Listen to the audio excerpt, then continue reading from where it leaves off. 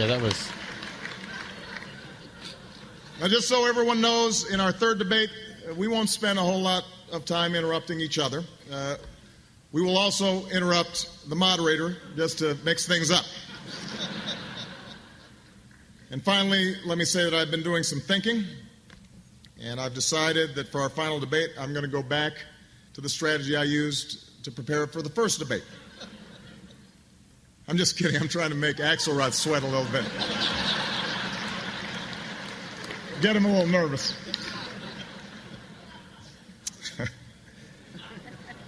In all seriousness, I couldn't be more honored to be here this evening. I'm honored to be with leaders of both the private and public sectors, and particularly the extraordinary work that is done by the Catholic Church.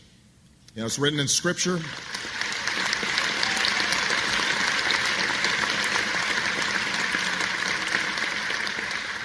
It's written in Scripture that tribulation produces perseverance, and perseverance, character, and character, hope. This country's fought through some very tough years together, and while we still have a lot of work ahead, we've come as far as we have mainly because of the perseverance and character of ordinary Americans. And it says something about who we are as a people that in the middle of a contentious election season, opposing candidates can share the same stage. People from both parties can come together.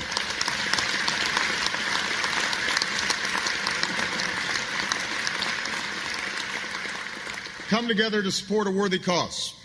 And I particularly want to thank Governor Romney for joining me because I admire him very much as a family man and a loving father. And those are two titles that will always matter more than any political ones. So...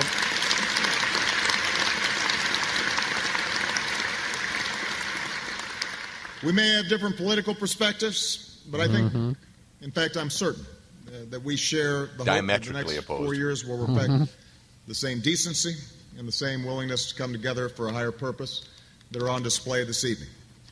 May we all, in the words of Al Smith, do our full duty as citizens.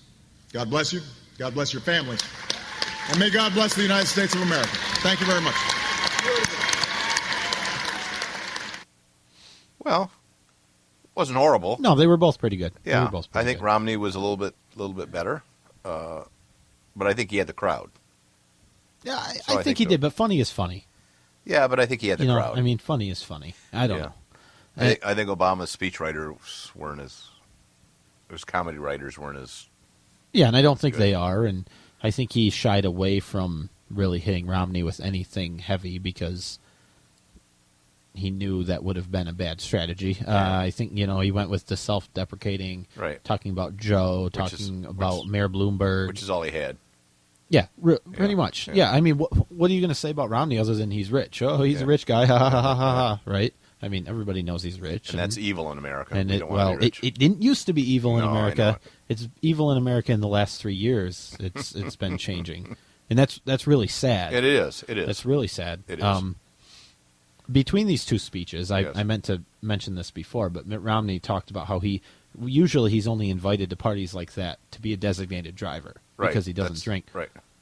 I'm not sure who the guy is, probably the host or the MC of the event, when he came up to thank Romney and introduce Barack Obama, said, Mr. Romney, I'm going to take you up on that designated driver comment. So that was pretty funny. And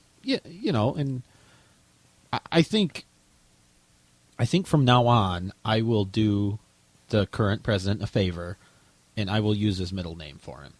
So I don't know why he doesn't want to use his middle name. I think it's his middle name. There's nothing wrong with it being his middle name. So from now on, I will call him Barack Hussein Obama, much like I'm going to call you Brian Gaylord, right? I won't mention your last name because I don't know if you want that or not, but I like your middle name. Yeah, that's all I have to say about it. No, it's Gaylord. It's that Meet the Fockers show. Yeah, it's Gaylord. Yeah, Gaylord Focker. He was a male nurse. My grandfather's name. It's a perfectly acceptable name. Nothing wrong with that. Nothing wrong with that. They called him Gay. We have Brian Gay and Lord. Brian Gaylord, right, and Barack Hussein Obama. Right. That's what we're going to go with. Okay, that's fine. I think Gaylord's a perfectly nice name. I think so. I like it. I didn't have much to say about it. I know I was making fun of you earlier, but it's a nice name.